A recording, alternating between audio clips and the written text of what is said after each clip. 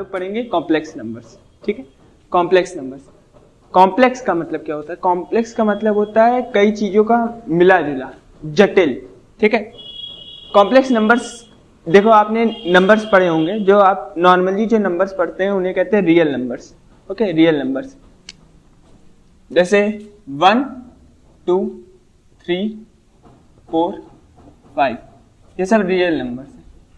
और imaginary numbers, अब imaginary numbers के बारे में हम लोग अभी बताएंगे। तो इमेजिनरी नंबर्स होते हैं जिनके आगे में आई लगता है, जैसे 2i 3i √2i एक्सेट्रा। ठीक है, ये सब इमेजिनरी नंबर्स होते हैं। और कॉम्प्लेक्स नंबर, जब ये दोनों आपस में मिल जाते हैं तो ये कॉम्प्लेक्स नंबर होते हैं। तो अभी मैं आपको बताने जा रहा हूं कि कॉम्प्लेक्स नंबर इमेजिनरी नंबर क्या होता है। पहले आप जानिए इमेजिनरी नंबर क्या होता है। तो सर हैमिल्टन के अनुसार, सर हैमिल्टन ने इसकी खोज की थी, और उनके अनुसार जिन भी संख्याओं जैसे कोई भी ऐसी संख्या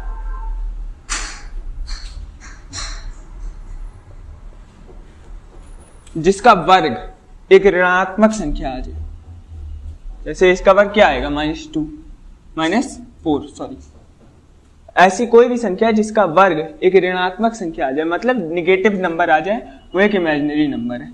सो ऐसा कैसे हो सकता है कि किसी संख्या का वर्ग निगेटिव आ जाए? हो सकता है, आप 1 का स्क्वायर करेंगे 1 आएगा, -1 का करेंगे तब भी 1 आएगा, 2 का करेंगे 4 आएगा, और -2 का करेंगे तब भी 4 आएगा। तो ऐसा आप देख सकते हैं कि अगर मान लीजिए आप a का भी करें, a का स्क्वायर करेंगे तो a स्क्वायर आएगा, और -a का स्क्वायर करेंगे तब भी a स्क्वायर आएगा। तो खुद ही सोचिए ऐसा कौन सा नंबर हो सकता है जिसका स्क्वायर कर दे हम लोग तो निगेटिव नंबर आ जाए। ठीक, ऐसा कोई नंबर हमें समझ में नहीं आता। तो क्योंकि हमें इसलिए नहीं आता क्योंकि ऐसे नंबर रियलिटी में एग्जिस्ट ही नहीं करते, तभी इन्हें इमेजिनरी नंबर्स कहते हैं। और इन्हें आयोटा आई इससे रिप्रेजेंट करते हैं, आयोटा से, इसे आयोटा पढ़ते हैं। ठीक है, इमेजिनरी नंबर्स होते हैं। ये आयोटा असल में होता क्या है? आयोटा जो होता है वो √-1 के बराबर होता है। इसकी जो वैल्यू होती है वो √-1 के बराबर होती है। ठीक है, अब कॉम्प्लेक्स नंबर के बारे में हमने जान लिया। अब कॉम्प्लेक्स नंबर के नहीं, इमेजिनरी नंबर के बारे में हमने जान लिया। अब हम बात करेंगे कॉम्प्लेक्स नंबर। तो हम लोग कॉम्प्लेक्स नंबर को z से रिप्रेजेंट करते हैं। बेसिकली हम लोग ऐसे ही रिप्रेजेंट करते हैं, इसका कोई कारण नहीं है, बस जस्ट केस है कि z, क्योंकि इसके बाद हम लोग जो रियल नंबर है उसको x से, और जो इमेजिनरी नंबर है इमेजिनरी नंबर y से। ठीक, x + i/, ठीक है। तो ये हो गया हमारा एक कॉम्प्लेक्स नंबर। ठीक, कॉम्प्लेक्स क्यों है? क्योंकि इसमें एक रियल पार्ट है, ये एक रियल पार्ट है, और ये एक इमेजिनरी पार्ट है। ठीक है, ये एक रियल पार्ट है और ये एक इमेजिनरी पार्ट है, इसलिए ये कॉम्प्लेक्स नंबर हो गया।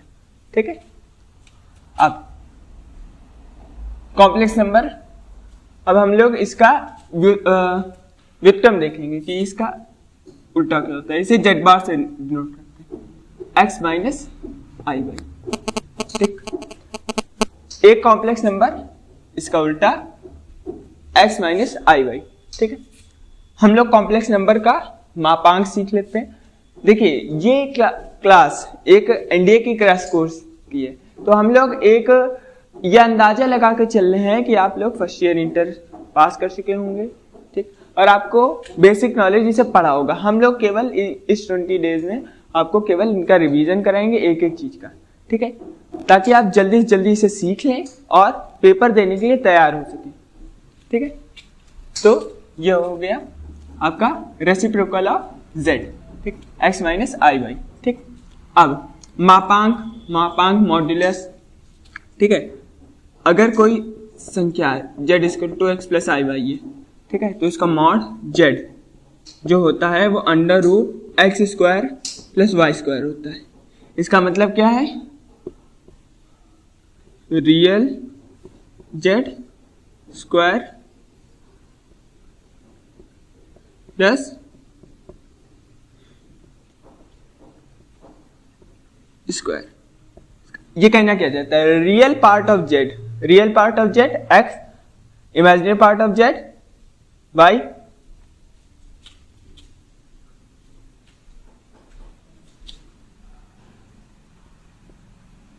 हाँ अब ठीक है, real part of Z imaginary part of Z का होल ऑफ स्क्वायर, ये इसका मॉड होता है।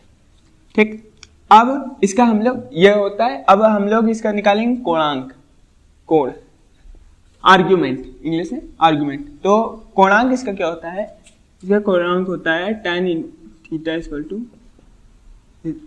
Imaginary part upon real part. तो theta equal to tan inverse i y by x. ठीक है, ऐसे मान लीजिए इस केस में, पर्टिकुलर इस केस में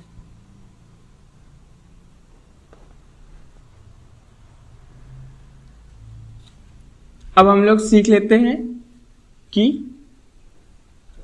समय संख्याओं का जोड़ना, घटाना, गुणा, भाग, बेसिक कैलकुलेशन समय संख्याओं की। तो z equal to X plus I Y, okay.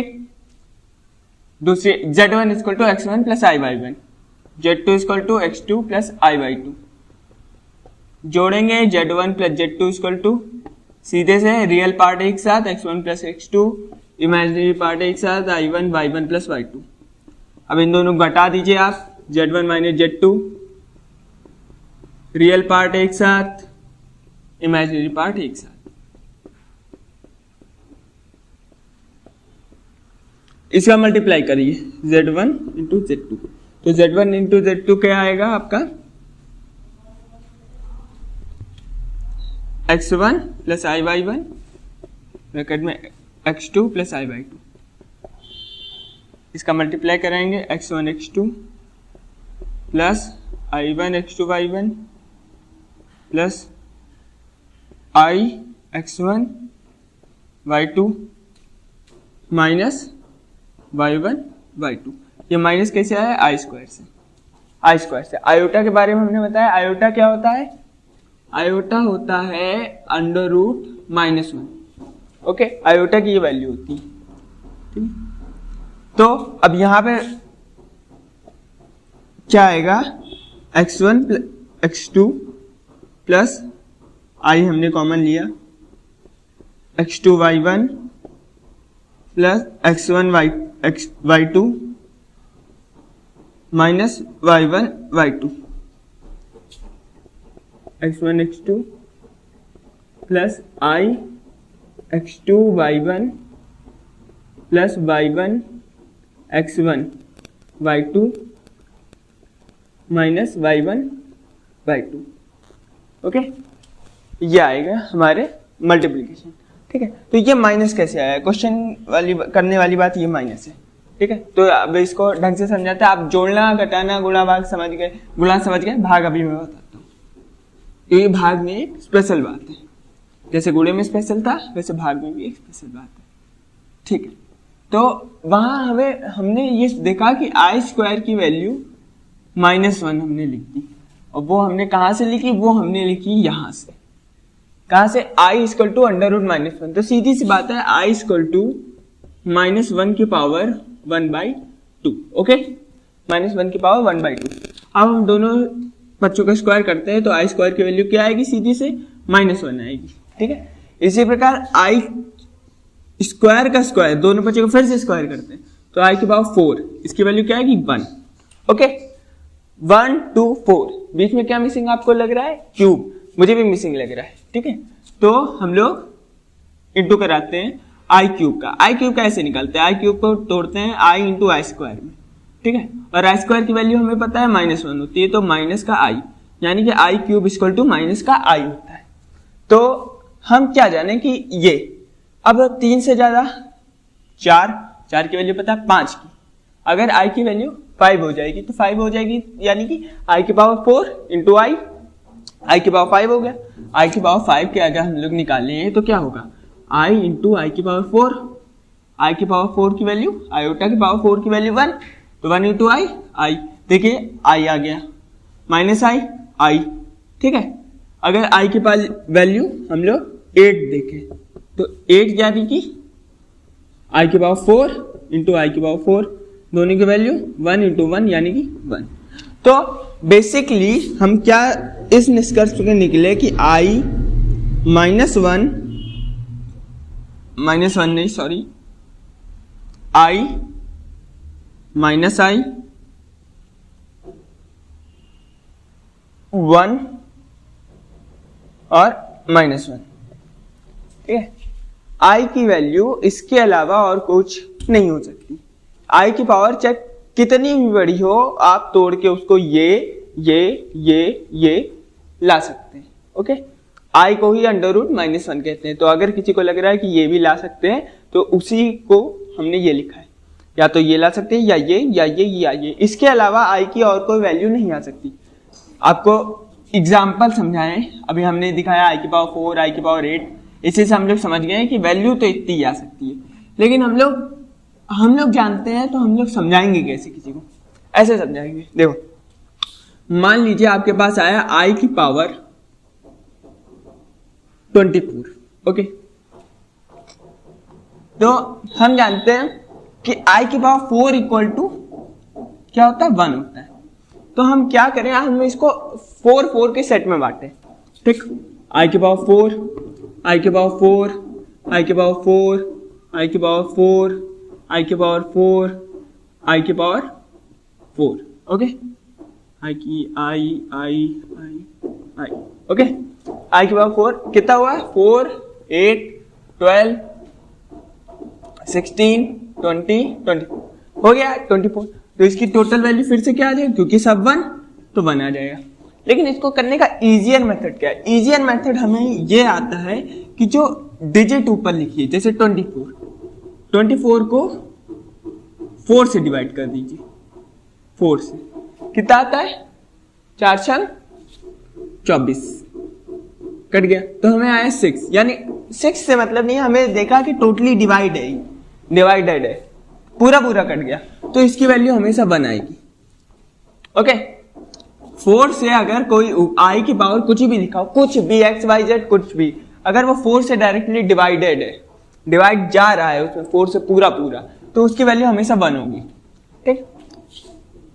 आई की पावर लिखा है 108, ठीक।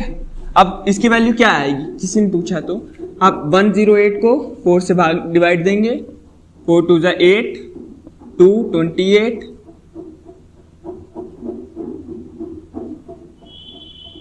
7, तो ये 27 बार में पूरा कटा। हमें 27 से मतलब नहीं, हमें मतलब है कि इसके रिमाइंडर में कुछ बचा नहीं, रिमाइंडर मतलब शेषफल में इसके कुछ बचा नहीं, तो इसकी वैल्यू क्या आएगी, 1। अब एक ऐसा एग्जांपल जिसमें ये पूरा डिवाइड ना हो, मान लीजिए आपके पास आ गया आई की पावर 26, ओके। तो अब 26 4 से डिवाइड करेंगे, 6 24, बचा क्या, 2। अब ये 2 हमारा बच गया है, या इसका मतलब क्या है, 2 हमारा बच गया, यानी कि अगर हम लोग 4 के सेट बना रहे हैं, 4 बना, फिर 4 बना, फिर 4 बना, फिर 4 बना, फिर 4 बना, तो 6 सेट तो बन जाएंगे, ठीक। फिर एक 2 पावर का रह जाएगा, यानी कि ये बनेगा आई की पावर 4, आई की पावर 4, आई की पावर 4।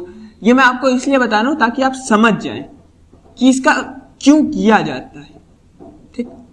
मतलब ये तो सब लोग बता देते हैं कि आप 4 से भाग कर दीजिए, जो आए, अगर रिमाइंडर ना आए तो 4 होगा, जो आएगा उसको रख देना बस। लेकिन आप ये समझे, ये जरूरी चीज है कि 4 हम लोग भाग ही क्यों कराते हैं, हम लोग भाग इसलिए कराते हैं सेट बनाने के लिए।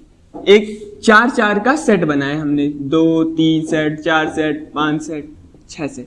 देखिए 6 सेट ही बनेंगे, 4 दूनी 8, 4 तेरह 12, 4 चौक 16, 4 पंच 20, 4 छक 24। देखा 24 भी आ रहा है, 6 भी आ रहा है, डिजिट समझिए आप, सेट बना। और 2 बचा, यानी कि ये 26 को हमने 6 सेट में तोड़ा, एक 2 बच गया, यानी कि अब इन सब की वैल्यू 1 होती है, हमें पता है, बचा i², और i² की वैल्यू भी आपको पता है, अभी आपने पढ़ी है, -1, ठीक है।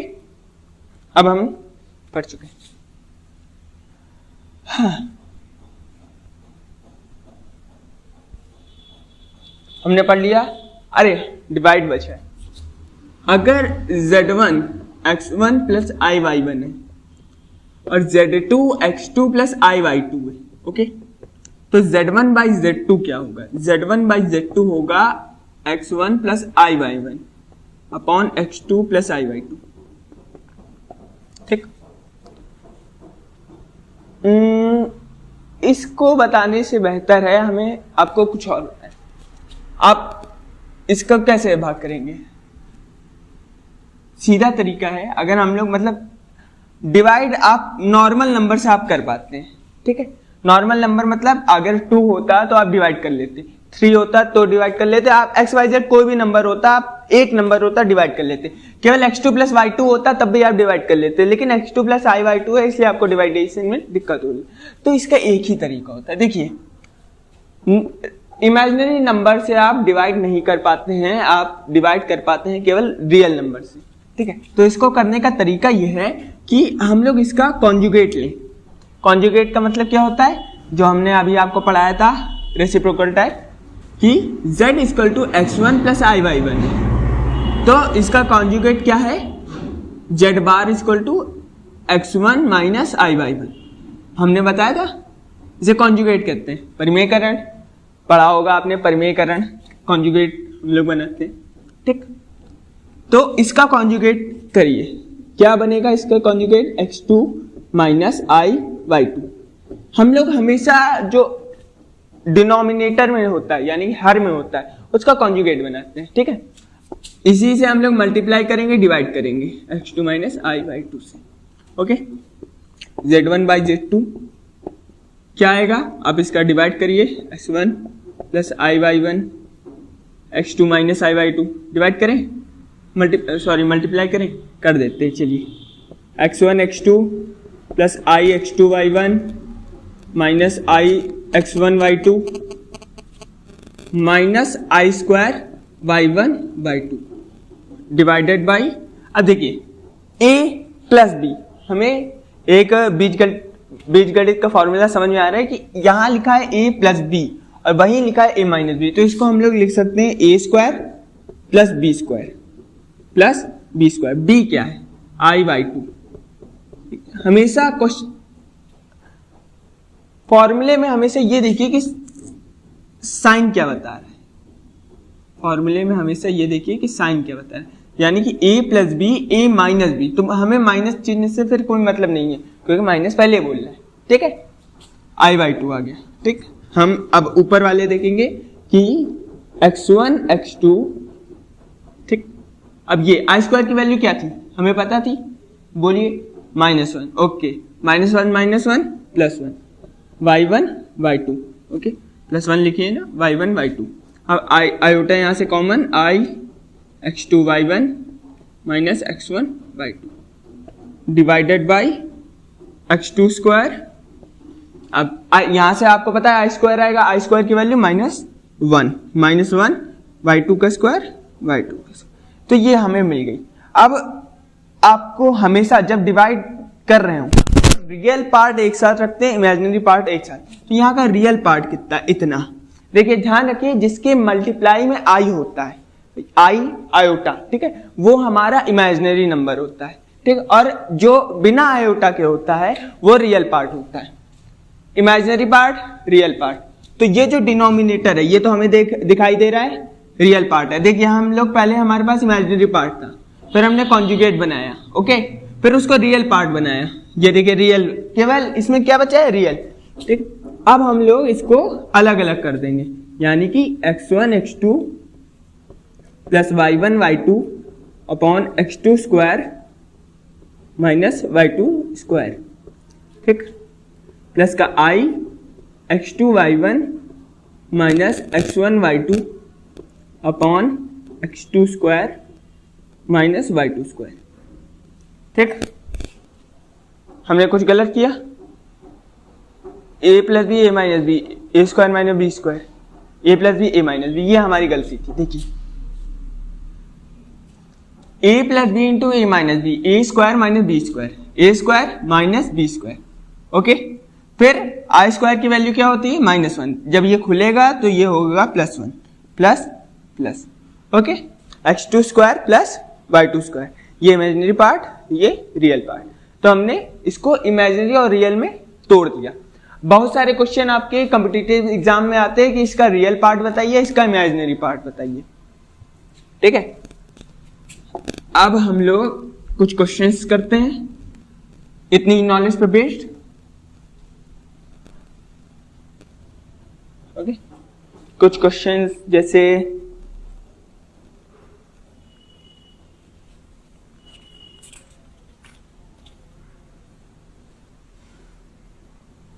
One plus I upon 1 minus आई का आर्ग्यूमेंट। अब हमें निकालना है 1 प्लस आई अपॉन 1 माइनस आई का कोणांक। कोणांक मतलब आर्ग्यूमेंट। अब देखिए, हमने आपको क्या बताया? कोणांक tan theta equal to y by X. y क्या है? y क्या है? Imaginary part. x क्या है? Real part. मैंने आपको फिर बताया जिसमें i होता है, i किस में होता है? y में। तो y क्या हो गया? Imaginary part. और x क्या हो गया? Real part. ध्यान से सुन लीजिए, y क्या होता है? Imaginary part. x क्या होता है? Real part. अगर आप इसमें कंफ्यूज हो गए तो आपका पूरा सवाल चला जाएगा। इसको हमेशा ध्यान रखिए, पार्ट कौन सा है, कौन सा इमेजिनरी पार्ट है, कौन सा रियल पार्ट है। ठीक है, चलिए हम लोग फिर से आते हैं अपने सवाल में कि हमें दिया है 1 प्लस आई अपॉन 1 माइनस आई। ठीक, ये अंश बटे हर के रूप में है, तो हम कुछ क्या कर सकते हैं? अभी आपको मैंने समझाया कि अगर रियल नंबर होता तो हम डिवाइड कर देते। ठीक, लेकिन ये इमेजिनरी नंबर है तो हम लोग डिवाइड नहीं कर पाते। इमेजिनरी नंबर को हमें क्या बनाना पड़ता है? Real number. और इमेजिनरी नंबर को रियल नंबर बनाने का क्या तरीका है? उसका जो कोफिशिएंट है, कोफिशिएंट बोल रहा हूं, sorry my mistake, conjugate.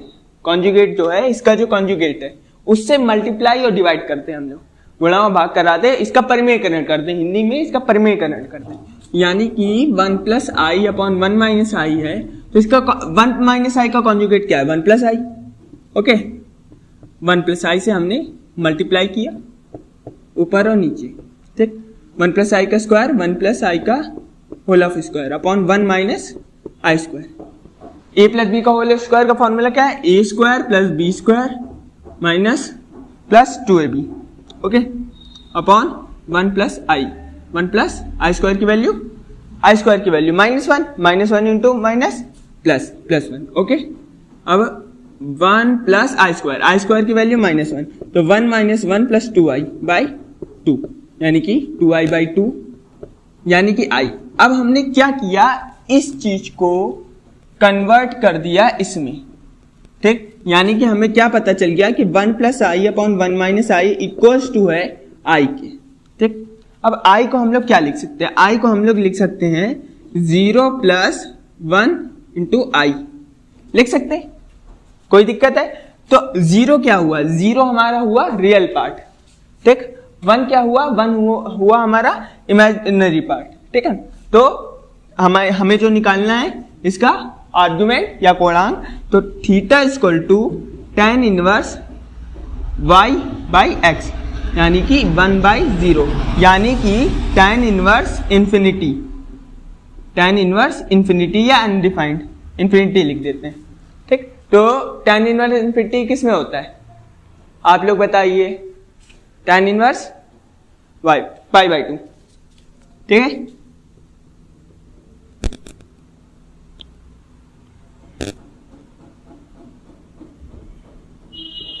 Okay, तो हमारा क्या आया? कोणांक क्या आ गया? π/2। तो इसी तरह आप किसी भी चीज का निकाल सकते हैं। ठीक है, तो हमें ध्यान रखने वाली बात यह नहीं है कि 1 plus i 1 minus I conjugate का गुणा कराते हैं, फिर संख्या निकालते हैं और फिर ऐसे निकाल लेते हैं। आपको ध्यान रखने वाली बात यह है कि हमने ये किया क्यों किया? हमने किया इसलिए कि हम लोग पहली बात इमेजिनरी नंबर से डिवाइड नहीं कर सकते हैं। ठीक, हमें डिवाइड करने के लिए इसको रियल नंबर बनाना पड़ेगा। ओके, हमें डिवाइड करने के लिए इसे रियल नंबर बनाना पड़ेगा, और रियल नंबर बनाने का तरीका होता है कि कॉन्जुगेट से गुणा कराएं। ठीक है, हमने कॉन्जुगेट का गुणा कराना है, ये याद रखने की बजाय हमें ये याद रखना है कि कॉन्जुगेट बनाते क्यों है। कॉन्जुगेट बनाते हैं रियल नंबर बनाने के लिए, और रियल नंबर से ही हम डिवाइड कर सकते हैं, इसलिए हमें रियल नंबर चाहिए।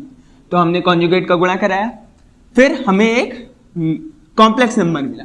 हमें कैसा नंबर मिला? डिवाइड करने के बाद सॉल्व करने, डिवाइड किया सॉल्व किया, इसमें तो कोई बात नहीं है। तो हमें मिला क्या है? Complex number. कॉम्प्लेक्स नंबर को हमने इस तरीके से लिखा कि वो लगे कॉम्प्लेक्स नंबर, जैसे रियल पार्ट और इमेजिनरी पार्ट में। ये कॉम्प्लेक्स नंबर का रियल पार्ट है और ये कॉम्प्लेक्स नंबर का इमेजिनरी पार्ट है। तो हमें अपने फॉर्मूले से, आर्गुमेंट वाले फॉर्मूले से हमें पता है कि theta equal to tan inverse y by X, y यानी कि इमेजिनरी पार्ट और x यानी कि real part, 1/0 infinity pi by 2। Okay, अगर किसी को यहां पे प्रॉब्लम है कि ये थीटा कैसे आया, तो इसके बारे में हम लोग इनवर्स फंक्शन वाले चैप्टर पे चर्चा करेंगे। ओके,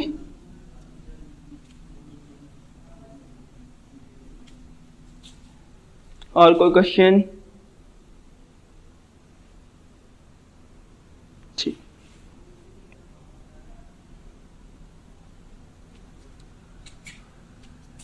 अब लिखा है कि दो, ऐसे लिख लेते हैं, two complex number, two complex number p minus 3,2, p minus 3,2 और 5, q प्लस 7, 5, q प्लस 7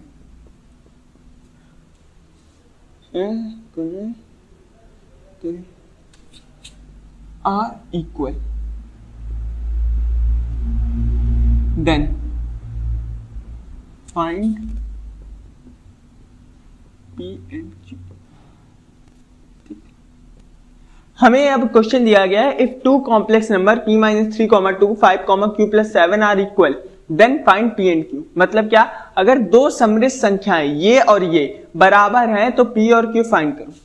ठीक, बराबर हैं और p और q फाइंड करो। तो सबसे पहले जो हमें सोचने समझने में जो सबसे बड़ी दिक्कत आ रही है वो ये है कि ये कॉम्प्लेक्स नंबर कैसे है।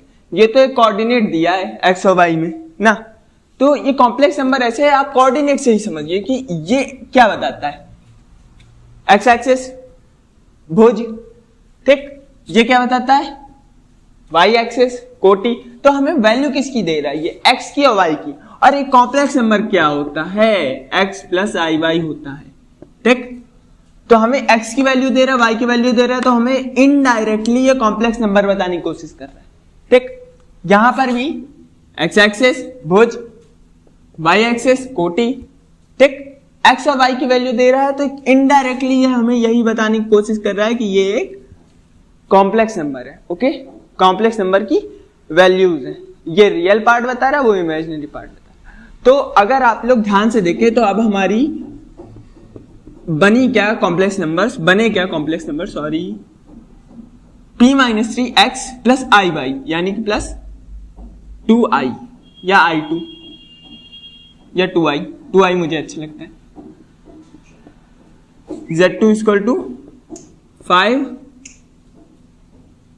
5 plus q plus 7i। Okay, अब हमें कह रहा है कि ये इक्वल है। एक बात कि अगर दो कॉम्प्लेक्स नंबर्स इक्वल हैं तो उसकी केवल एक ही कंडीशन होगी कि उनके रियल पार्ट और इमेजिनरी पार्ट आपस में इक्वल होंगे। ओके, रियल पार्ट आपस में इक्वल होंगे, इमेजिनरी पार्ट आपस में इक्वल होंगे। ठीक, अलग अलग इक्वल नहीं हो सकते। ठीक है, यानी कि हमें क्या मिला? p माइनस 3 इक्वल्स टू किसके होगा?